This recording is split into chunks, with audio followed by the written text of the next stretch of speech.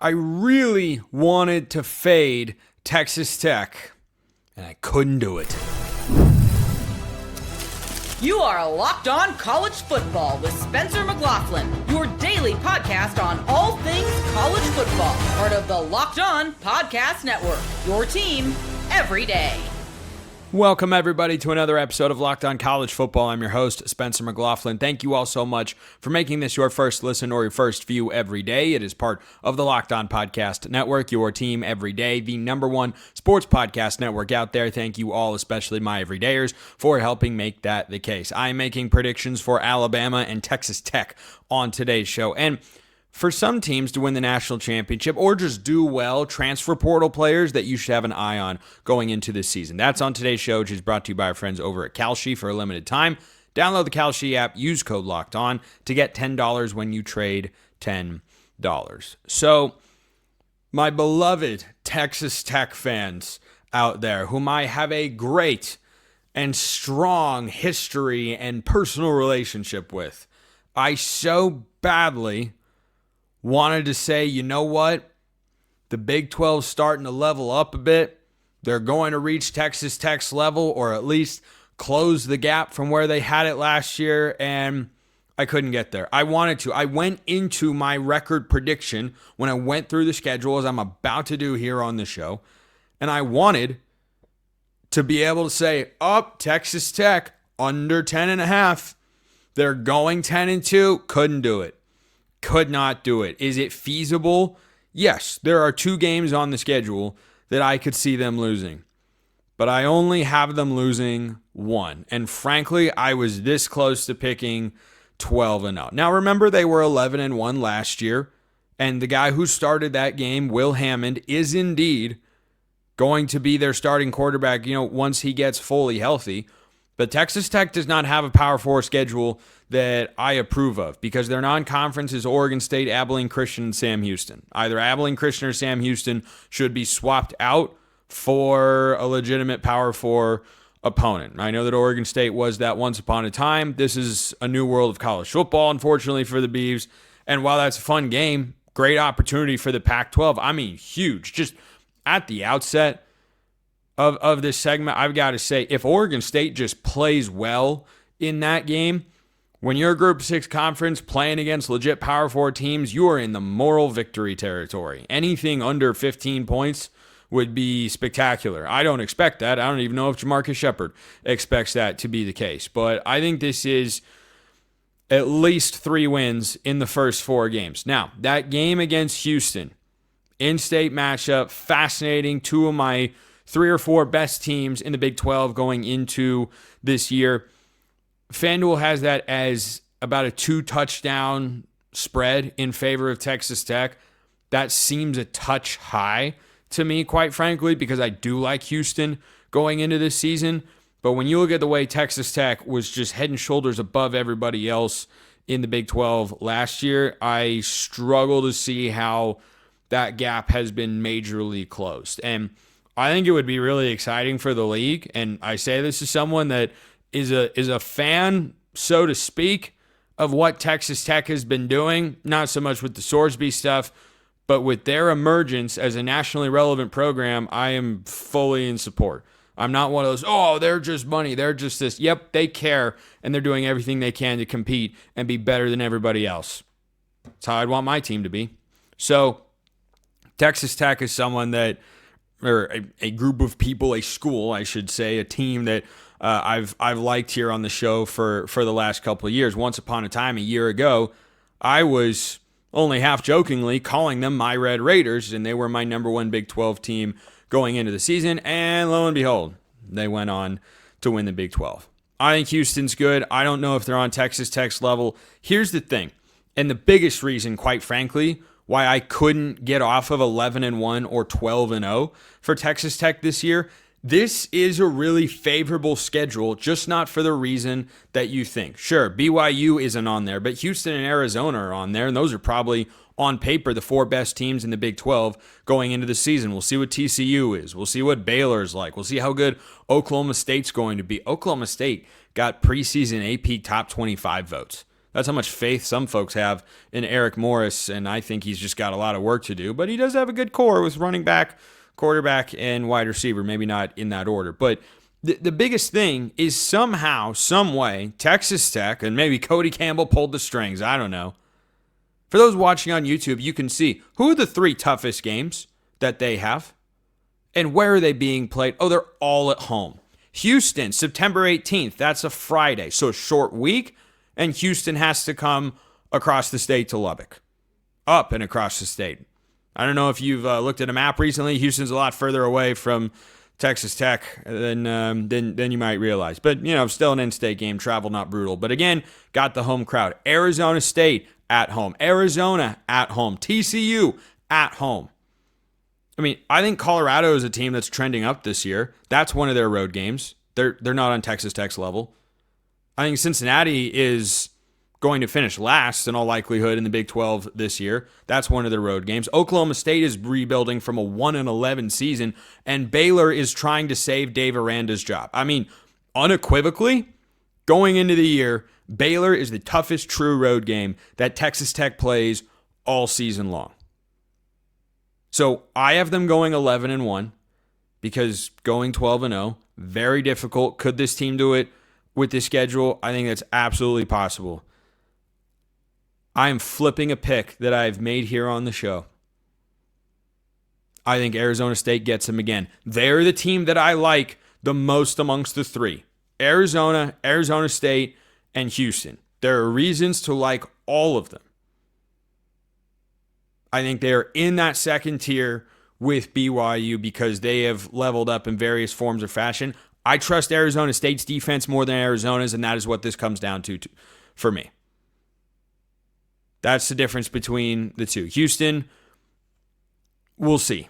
Houston's got some really interesting pieces on the defensive side of the ball, for sure.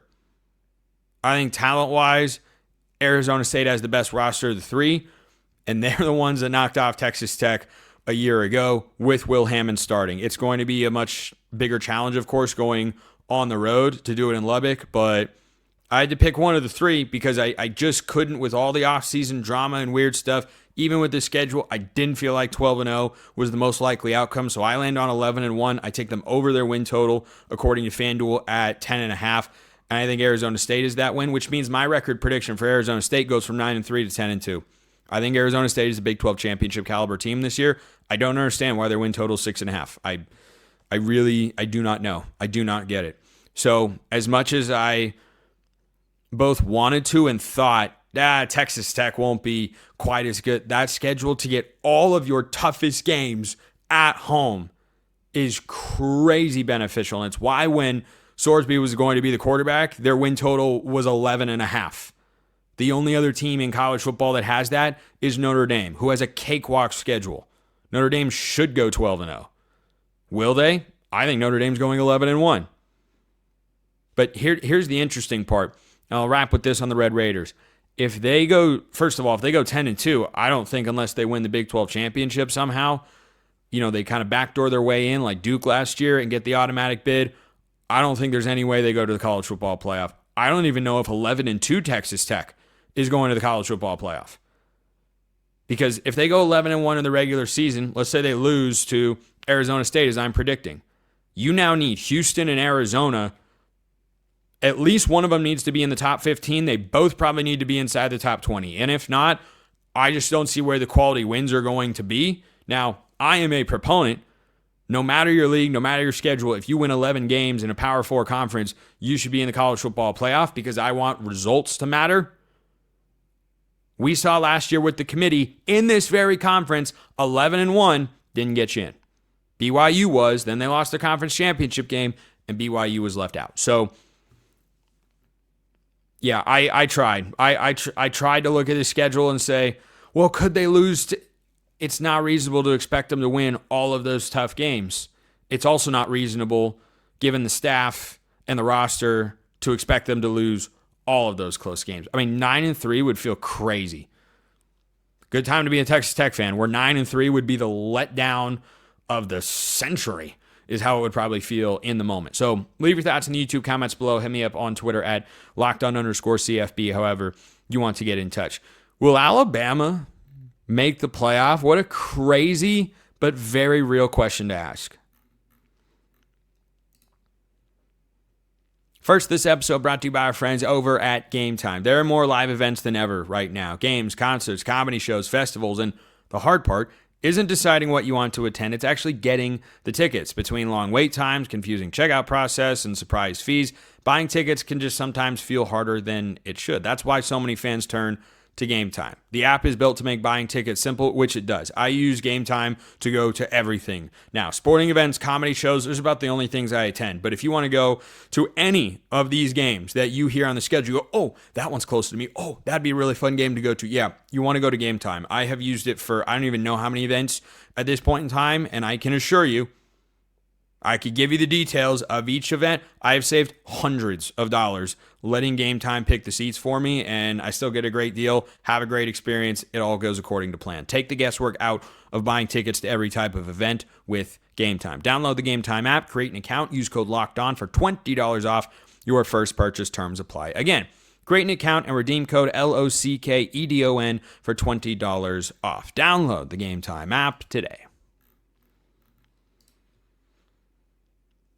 So there's an interesting similarity between Texas Tech and Alabama as I approach their official 2026 record predictions here at Locked On College Football. I also went into this schedule breakdown as I was preparing for today's show, thinking to myself, I'm going to take Alabama under their win total, and everyone's going to be shocked. Bama's win total is 8.5. By the way, let me just make it very clear, given what their schedule is, that is the odds makers showing a massive, gargantuan lack of trust in the Crimson Tide. So they were one of the several schools last year whose record I picked right on the money. I had them 10-2 last year. They went 10-2. They made the playoff, beat Oklahoma, and then ran into the Indiana buzzsaw.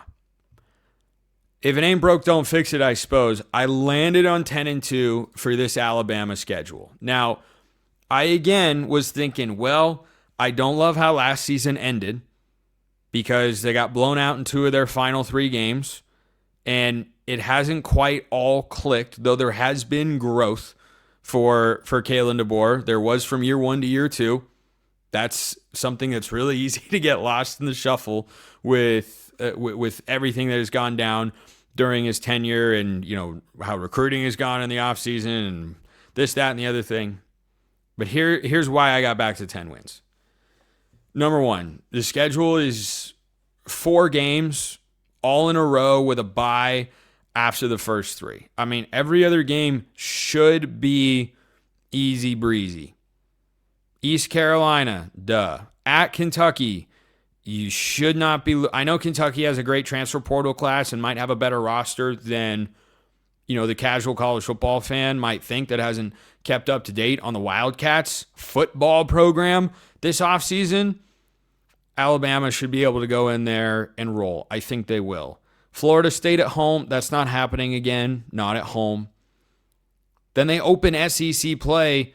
Well, they open with Kentucky, but they open the timing of traditional conference play beginning because they still got to have that late season cupcake in there. But at least they have a Power 4 non-conference opponent, so they got that going for them. But Kentucky and Chattanooga should be swapped. I know that I'm sure that pertains to the rivalry that Kentucky has with Louisville, but yeah, anyway, that part stinks. Everything else with the schedule is perfectly fine according to scheduling czar Spencer's rules of college football. So their first 3 games are Kentucky, South Carolina, and Mississippi State. Now, 2 of those 3 are on the road. But, I mean, should any of those games even be close? No, they absolutely shouldn't.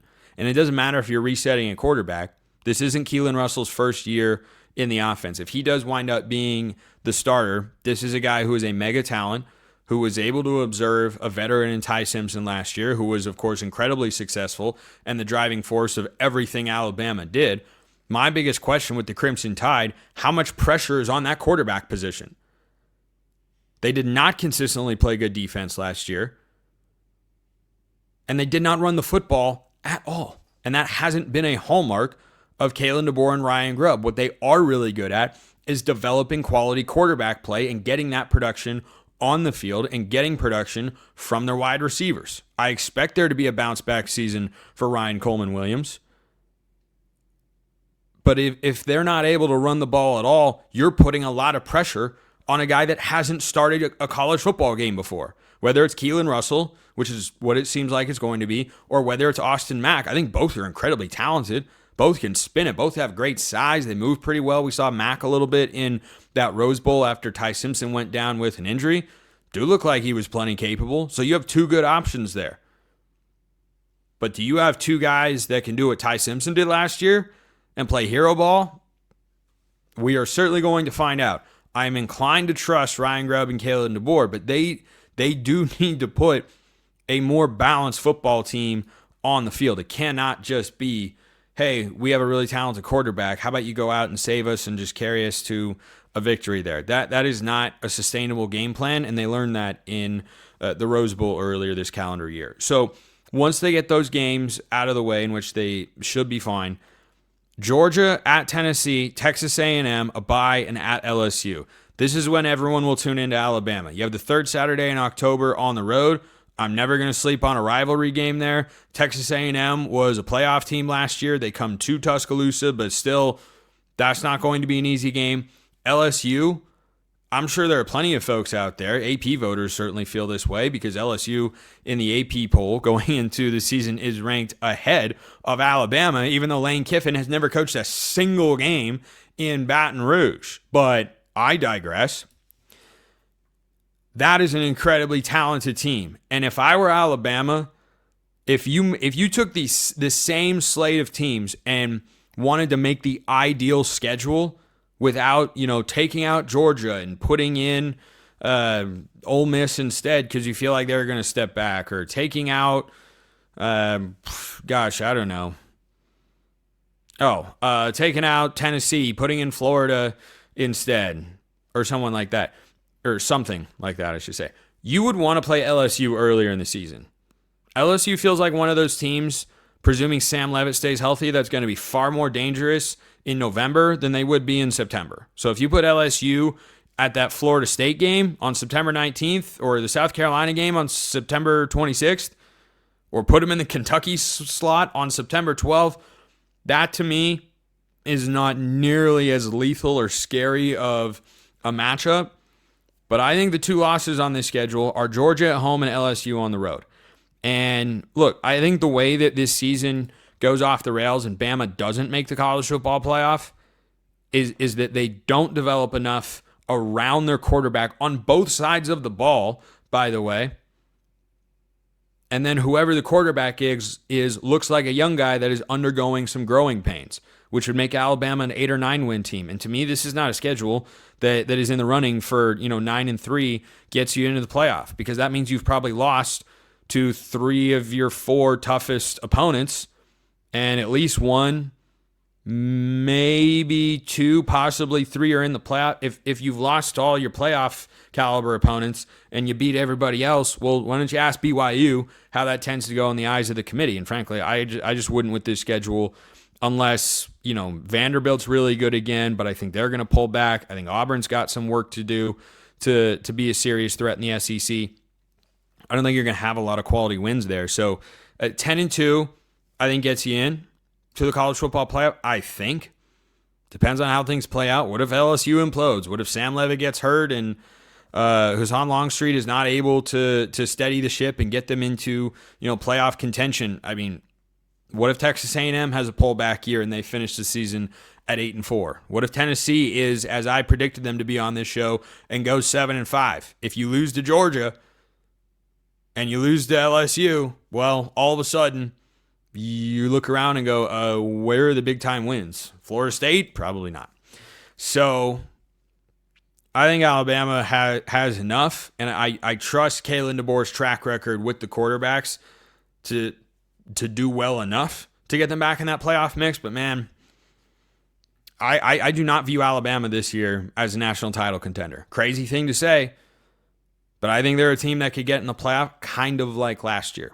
get into the playoff, win a game, maybe two, until proven otherwise. I do not see them as a team that is going to seriously push for the national championship this year. I'm sure no one will have any other opinions other than agreeing with me on that particular front. If you don't use the transfer portal, then you generally have a problem. It's that your roster just might not be as good as your opponents, and these players have to pop for their teams to have good seasons.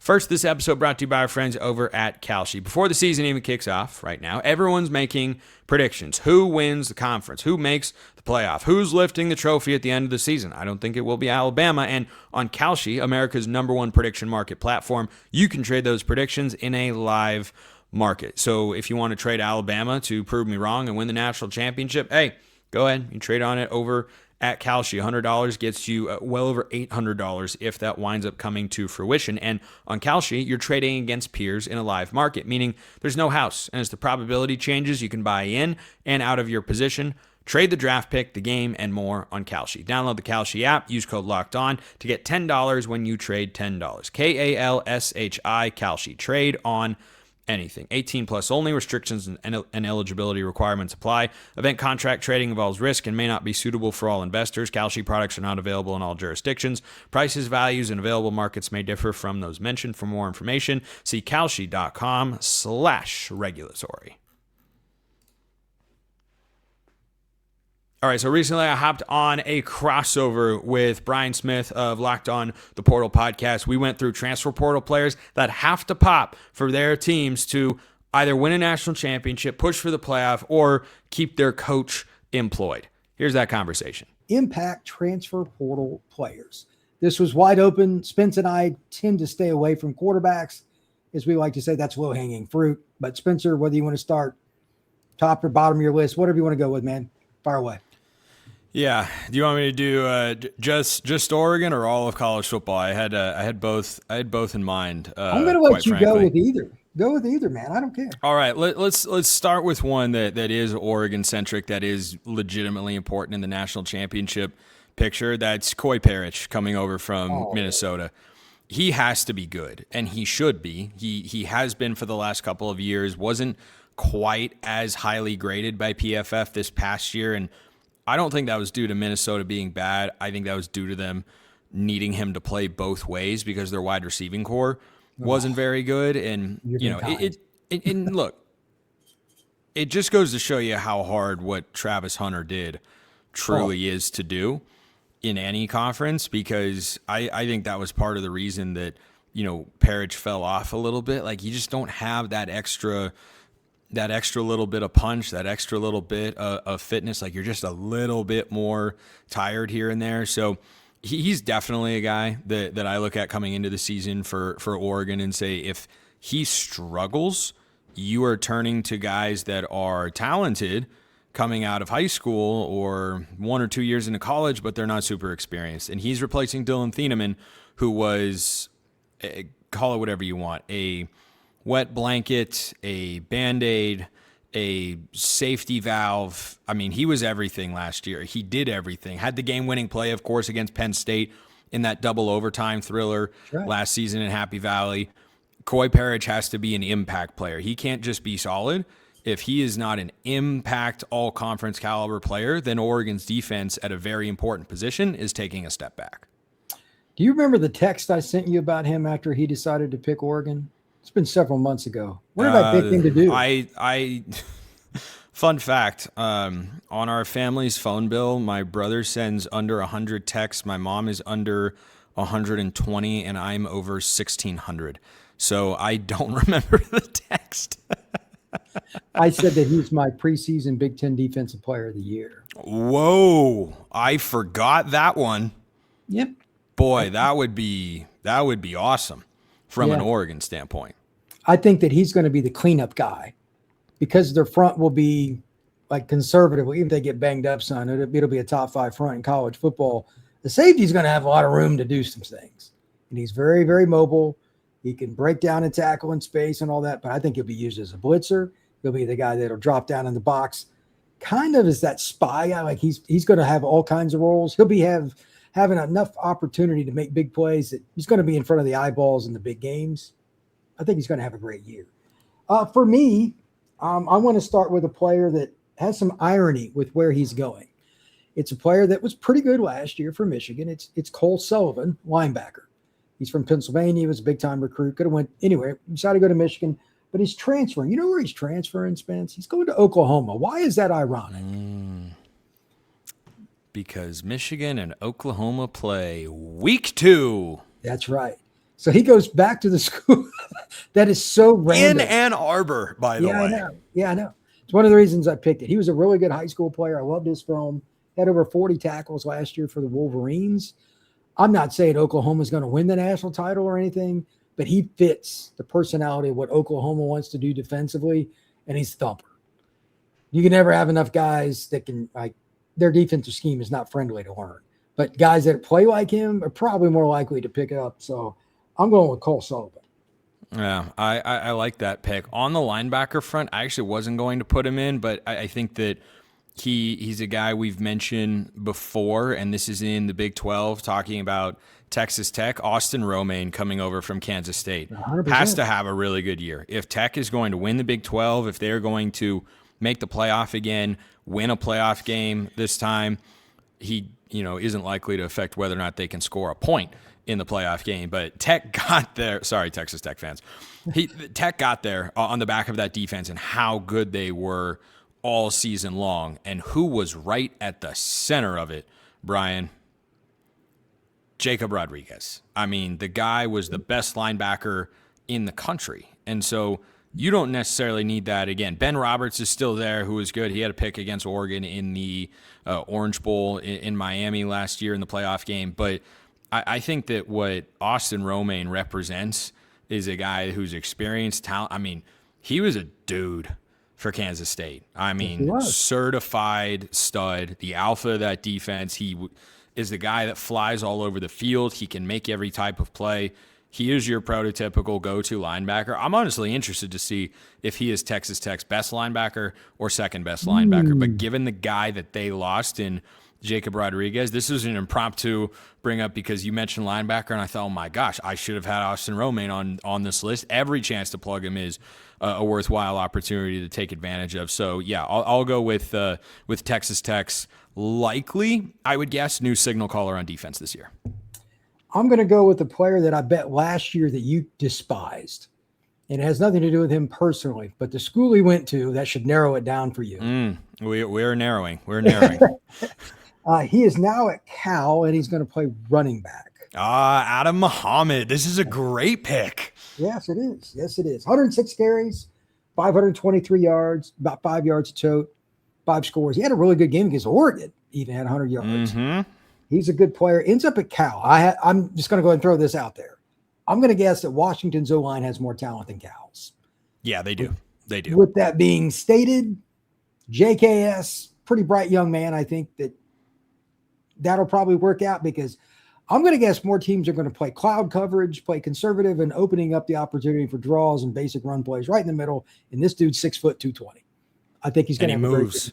He moves. He's not just, a short yardage merchant lumbering machine. Guy moves in the open field, sheds tackles, and accelerates really well. Jonah Coleman is likely going to be a rotational running back for the Denver Broncos this year. And against Oregon's defense in Seattle last year, Adam Muhammad was the far more effective running back of the two. And look, maybe that's because he was the backup and he didn't garner as much attention from Oregon's defense and their play calls and such, but he was really impressive. I like that move a lot. I love Cal's transfer portal class. I do have questions about the offensive line. That's going to be the biggest adjustment. Washington's O-line last year was solid. If Muhammad is running behind a solid group, then Cal will fulfill the 9-3 prediction that I made for them when I started doing predictions on Locked On College Football. Speaking of former Pac-12 schools, original ones, RIP, but welcome back, of course, Pac-12. I'm going Reed Harris here, wide receiver from Boston College, going to Arizona State with Amarion Miller. And I think a lot of folks know, or at least a decent number, know Amarion Miller or might recognize him. They see him play, catch a ball. Oh, yeah, he was that guy at Colorado that made some plays. I don't think anybody knows Reed Harris because Boston College was horrible last year. Nobody was watching them. They were terrible. I think Cal almost lost to them but that's Cal. And Reed Harris is a really good football player. 6'5", over 200 pounds on the perimeter. I love this addition. And if Arizona State is going to support Cutter Boley, their likely starting quarterback who came over from Kentucky, if they're going to support him well enough to contend for a Big 12 championship, and I believe they are, or they have done that, and they will contend for a Big 12 championship, then Reed Harris is going to be one of the big reasons why, because you're going to see 6'5", you talk about size and traits a lot, Brian. That is 6'5" thrown to 6'5". You can't teach that, and if you get the chemistry right, you can't stop that either.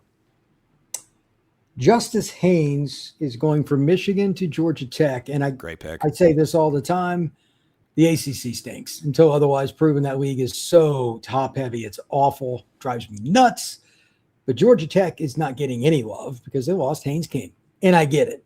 He was incredibly valuable to that program his entire time in Atlanta. Haynes is a thumper. He was recruited by every school in the country. He's returning home, basically. And above all else, nobody's really talking about Tech. I bet he has a big year, and he's either first or second team all ACC, and I think he'll turn pro after this year.